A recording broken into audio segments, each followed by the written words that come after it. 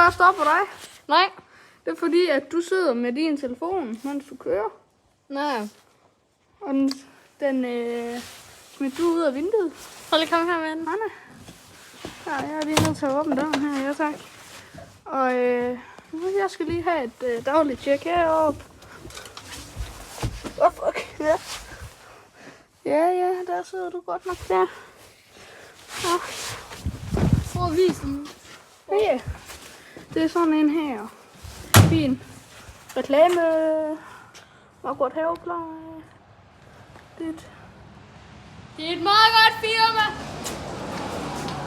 Så har vi lige den her lastbil. Den kan I have en chance for at komme ud til, hvis I har brug for noget haveservice. Nå, tilbage til dig. Ja. Grunden til, at jeg stopper dig igen. Det er one-lastbilen. At du sad med din telefon. Nå, det her det er rent faktisk tid til, at vi ses nu, ikke også? Kan du lige lave en outro? Hvad? Outro, tak. Ja, vi ses.